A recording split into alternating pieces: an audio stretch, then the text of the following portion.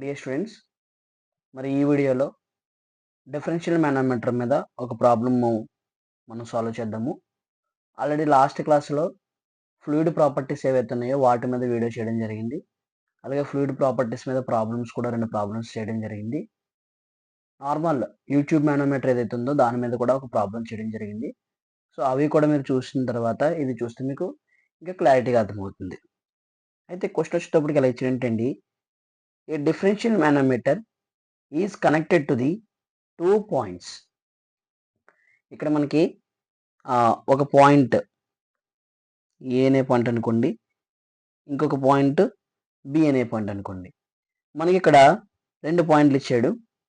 ఈ 2 పాయింట్లకి కలిపి అంటే ఇక్కడ ఒక పైప్ ఉంది, ఇక్కడ ఒక పైప్ ఉంది. ఈ 2 పైపుల్లోంచి కూడా లిక్విడ్ అనేది ఏమవుతుందంటే అండి ఫ్లో అవుతూ వెళ్తుంది అనమాట. ఓకే, ఫ్లో అవుతూ వెళ్తున్నప్పుడు ఈ పాయింట్ దగ్గర ప్రెజర్ డిఫరెన్స్ ఏదైతే ఉందో లేకపోతే ప్రెజర్ ఏదైతే ఉందో వాటిని ఫైండ్ అవుట్ చేయడానికి మనం ఒక యూట్యూబ్ మానోమీటర్ని ఇన్సర్ట్ చేసాం అనమాట. అది ఇక్కడ మాట్లాడుతున్నాడు. A differential manometer is connected to 2 points A and B as shown figure at B. So B దగ్గర ఇచ్చాడండి ప్రెజర్ ఎంత ఇచ్చాడంటే అండి 7.848 న్యూటన్ పర్ సెంటీమీటర్ స్క్వేర్లు ఇచ్చాడు. దాన్ని మనము న్యూటన్ పర్ మీటర్ స్క్వేర్లోకి కన్వర్ట్ చేసుకుందాం. Okay, find the absolute pressure at a. వాడికి కావాల్సిన ఏంటంటే అండి ఏ దగ్గర ప్రెజర్ ఎంత కావాలి. సో ఇక్కడ జాగ్రత్తగా చూసినట్లయితే మనము ఒకసారి డేటా రాసుకుందాము. డేటా రాసుకున్న తర్వాత ఎలా సాల్వ్ చేయాలో చూద్దాం. ఫస్ట్ ఆఫ్ ఆల్ ఆయిల్ యొక్క స్పెసిఫిక్ గ్రావిటీ ఇచ్చేయండి 0.8. స్పెసిఫిక్ గ్రావిటీ ఆఫ్ ఆయిల్ ఇచ్చాడు. ఎంత ఇచ్చాడంటే అండి దాన్ని S1 అనుకుంటున్నాను. 0.8 ఇచ్చాడు. మనకి ఎప్పుడైతే S1 ఇచ్చాడో మనకి రో ఆఫ్ ఫ్లూయిడ్ ఫైండ్ అవుట్ చేసేద్దామండి. ఇక్కడే రో of oil is equal to అంటే రో of oil is equal to దీన్ని రో 1 అనుకుంటున్నాను. రో ఆఫ్ ఆయిల్ ఏం చేస్తాము, స్టాండర్డ్ ఫ్లూయిడ్ యొక్క డెన్సిటీ 1000 నుండి వాటర్ యొక్క డెన్సిటీతో మల్టిపుల్ చేస్తాము. ఈ వాల్యూ కాన్స్టెంట్ వాల్యూ. మనం దీన్ని గుర్తుపెట్టుకోవాలండి ప్రాబ్లమ్ సాల్వ్ చేయాలంటే. 1000 ఇంటూ 0.8 చేస్తే 800 kg per metre cube. So ఈ వాల్యూస్ ఏం గుర్తుపెట్టుకోవాలో కూడా నేను ఆల్రెడీ ప్రీవియస్ వీడియోలో చెప్పాను. తర్వాత నెక్స్ట్ వన్ ఇక్కడ ఈ ఆయిల్ ఏదైతే ఉందో ఆయిల్ అనేది ఈ పైప్ యొక్క ఏనే పైప్ యొక్క సెంటర్ నుంచి మెర్క్యూరీ లెవెల్, దీన్ని మనము రైట్ లింబ్ అంటామండి. రైట్ సైడ్ ఉంది కాబట్టి రైట్ లింబ్ అవుతుంది. ఇది లెఫ్ట్ సైడ్ ఉంది కాబట్టి లెఫ్ట్ లింబ్ అవుతుంది. లెఫ్ట్ లింబ్ నుంచి రైట్ లింబ్ ఏదైతే ఉందో ఆ మెర్క్యూరీ స్టార్టింగ్ వరకు ఉంది కాబట్టి అంటే ఏ దగ్గర నుంచి మెర్క్యూరీ యొక్క లెఫ్ట్ లింబ్లో స్టార్టింగ్ పాయింట్ వరకు ఉంది కాబట్టి ఈ డిస్టెన్స్ వాడు ఇచ్చేసాడు 12 సెంటీమీటర్. నేను height of oil, okay, height of oil given ఎట రాసుకుంటున్నానండి. Height of oil is equal to 12 centimetres ఇచ్చాడు. దీన్ని మీటర్లు మార్చుకుంటున్నాము. 12/100 చేస్తాము. ఓకే, 0.12 మీటర్లోకి మారుతుంది అనమాట. ఓకే, తర్వాత మనకి ఇక్కడ చూసుకుంటే మెర్క్యూరీకి సంబంధించిన డేటా కూడా మనం గుర్తుపెట్టుకోవాలండి. మెర్క్యూరీకి సంబంధించిన డేటా ఇక్కడ ఏమీ ఇవ్వలేదు, కానీ ఎస్ ఆఫ్ మెర్క్యూరీ ఎంత అవుతుందంటే అండి S of mercury is equal to 13.6 అవుతుంది అనమాట. సో దాన్ని కూడా మనం రాసుకుందాము. స్పెసిఫిక్ గ్రావిటీ అందాము. Specific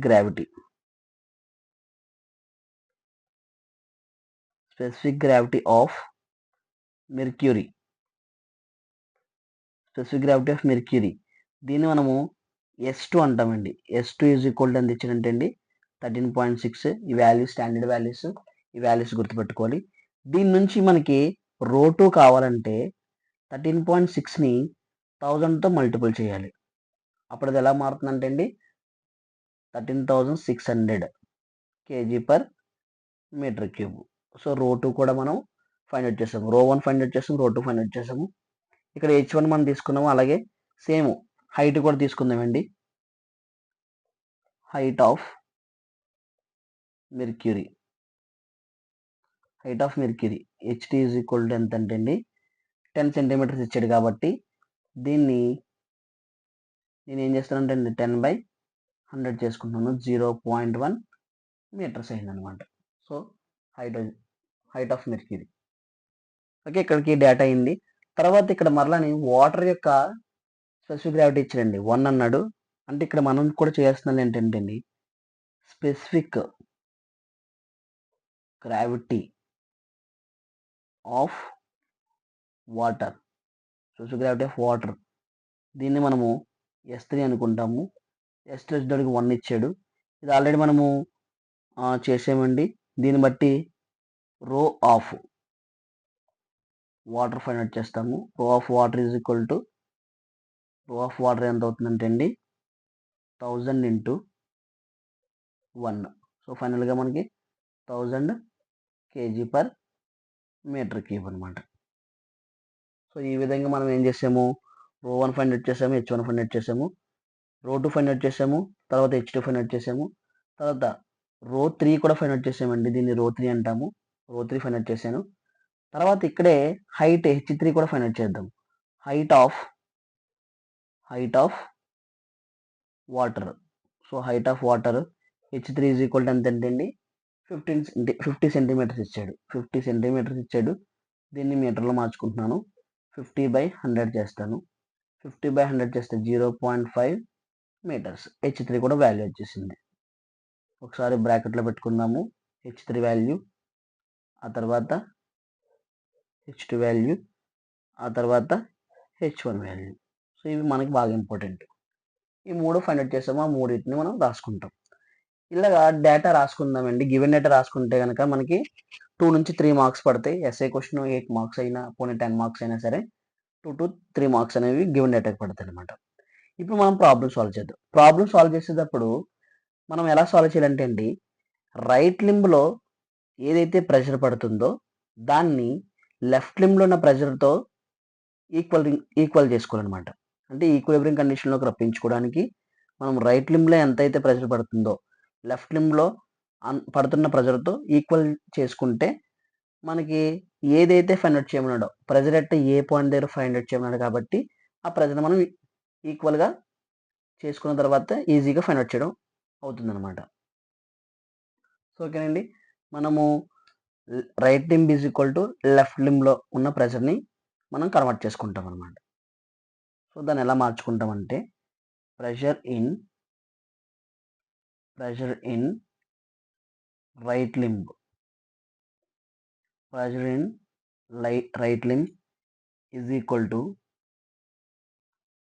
pressure in left limb. So ఈ విధంగా మార్చుకుంటాం. అయితే pressure in right limb, pressure in left లింబ్లో ఎలా పడుతుందో చూస్తే ఇక్కడ మనం చూసుకుందాం. ఫస్ట్ ఆఫ్ ఆల్ లెఫ్ట్ నుంచి వద్దామండి. ఇక్కడ పిఏ అనే ప్రెషర్ పడుతుంది. ఈ పిఏ అనే ప్రెషర్ దేని వల్ల పడుతుందంటే ఈ ఆయిల్ యొక్క పైపులో ఫ్లో అవుతున్న ఆయిల్ ఏదైతే ఉందో ఆ ఆయిల్ వల్ల ఇక్కడ ప్రెషర్ అనేది డెవలప్ అవుతుంది అనమాట ఏ పాయింట్ దగ్గర. సో ఈ ప్రెషర్ అనేది ఈ ఆయిల్ ద్వారా ఏమవుతుందంటే మెర్క్యూరీ మీద పడుతుంది. కాబట్టి అప్పుడు ఈ ఆయిల్ యొక్క ప్రెషర్ని, ఇక్కడ ఉన్న పిఏ ప్రెషర్ని కూడా మనం తీసుకుంటాం.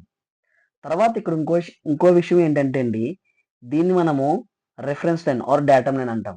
ఈ ఎక్స్ఎక్స్ అనేది రెఫరెన్స్ లైన్ లేకపోతే డేటమ్ లైన్ అవుతుంది.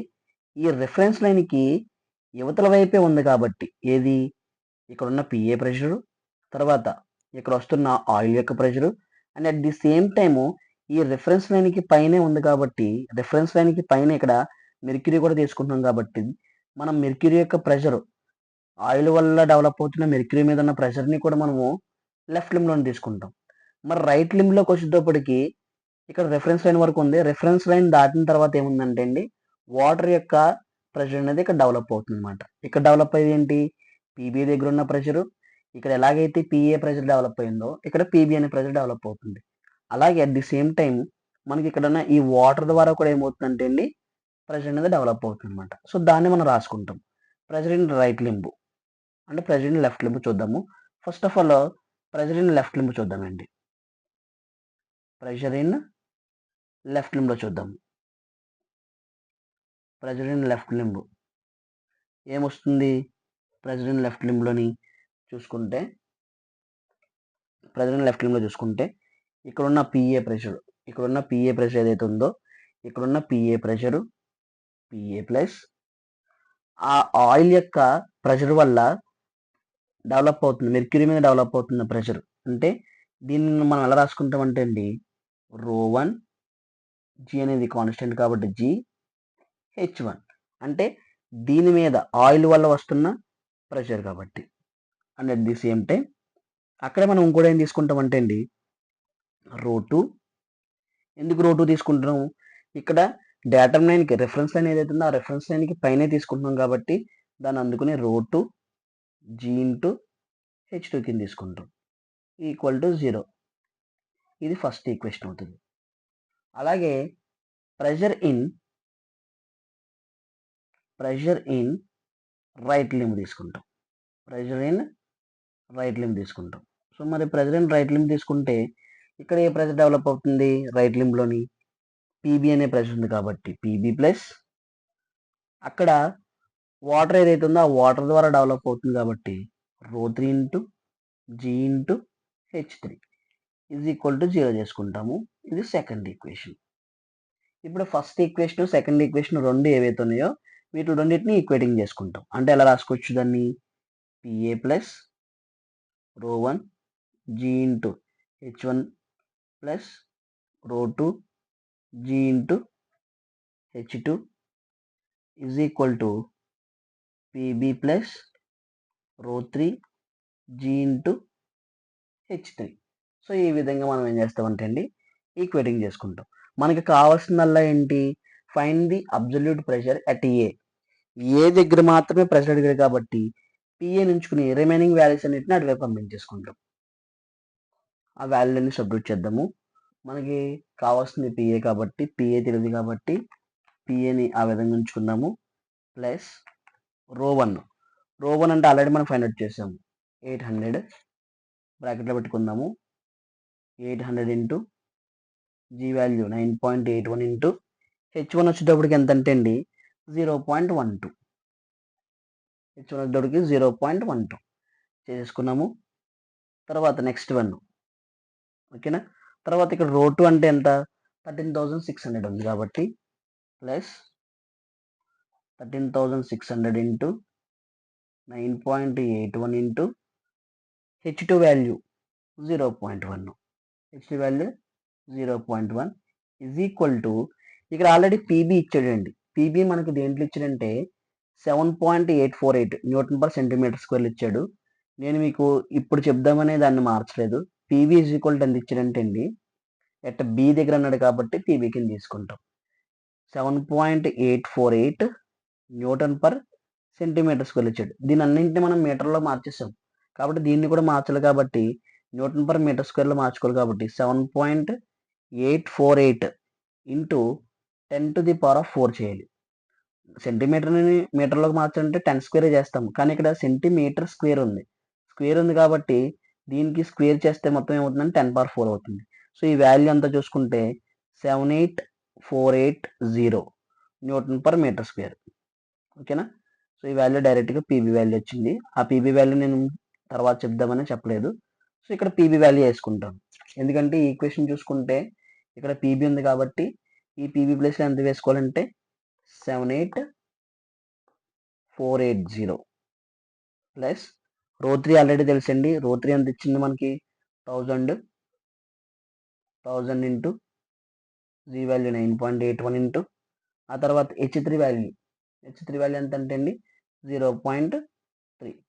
ఈ వాల్యూ అంతా చేసుకుంటే మనకి పిఏ వస్తుంది. దాన్ని ఎలా సాల్వ్ చేయాలో చూద్దాం. ఓకేనా. పిఏ ప్లస్ ఈ వాల్యూ అంతా చేద్దాం.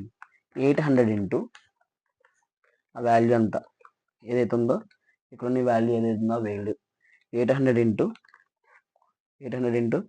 9.81 ఇంటూ 0.12 ఆ వాల్యూ అంతా చేస్తే 941.76 వచ్చిందండి.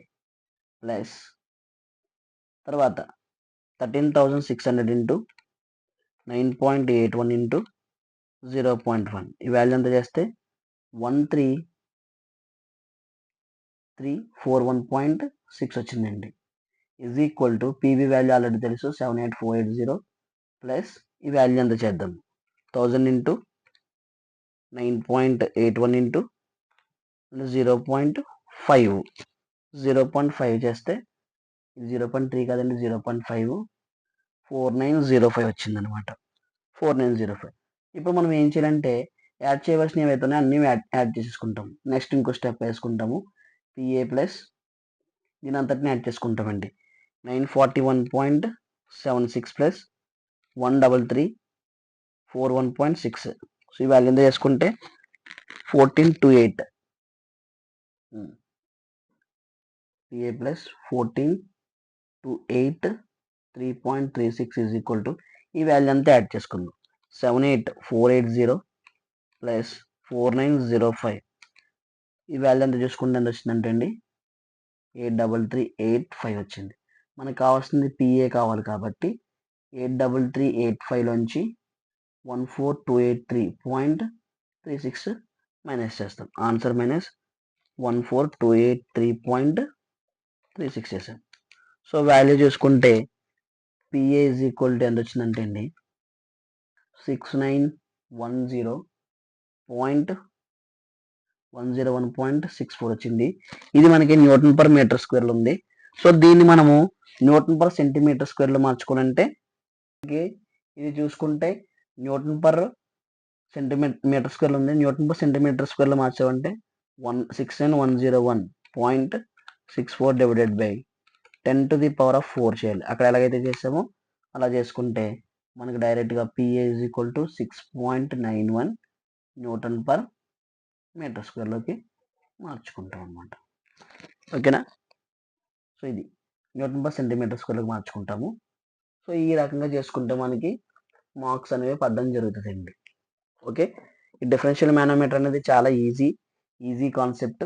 ఎక్కడ మనం ప్రెజర్ తీసుకోవాలి, అసలు ఏ ప్రెజర్ ఫైండ్ అవుట్ చేయమన్నాడు. ఇప్పుడు ఈ క్వశ్చన్లో మనకి పిఏ దగ్గర ప్రెజర్ ఫైండ్ అవుట్ చేయమన్నాడు. సో ఇదే మోడల్లో ఇంకొక మోడల్ ఉంటుంది. పిఏకి పీబీకి మధ్య ఉన్న డిఫరెన్స్ అంటే ఇక్కడ ప్రెజర్ డిఫరెన్స్ ఎంత ఉంది. అసలు డిఫరెన్షియల్ మానోమీటర్ అంటేనే అది దాని వర్క్ ఏంటి, రెండు పైపుల దగ్గర ఉన్న ప్రెజర్ డిఫరెన్స్ను ఫైండ్ అవుట్ చేయడం. సో ఒక్కొక్కసారి మనకు అది కూడా అడుగుతుంటాడు. ఆ ప్రాబ్లం ఎలా సాల్వ్ చేయాలి అనేది నెక్స్ట్ వీడియోలో చూద్దాము. వీడియో కనుక మీకు నచ్చినట్లయితే ఎవరికైతే అవసరం ఉందో వాళ్ళకి మాత్రం షేర్ చేయడం మర్చిపోవద్దు. సో మరిన్ని వీడియోలు మనము ఈ ఛానల్లో అప్లోడ్ చేసుకోవడం జరుగుతుంది ప్రతి సబ్జెక్ట్ నుంచి కొన్ని. అందరూ కూడా మీకు ఎవరైతే యూస్ఫుల్గా అనిపిస్తుందో వాళ్ళకి మాత్రం షేర్ చేయడం మర్చిపోవద్దు. Thank you for watching.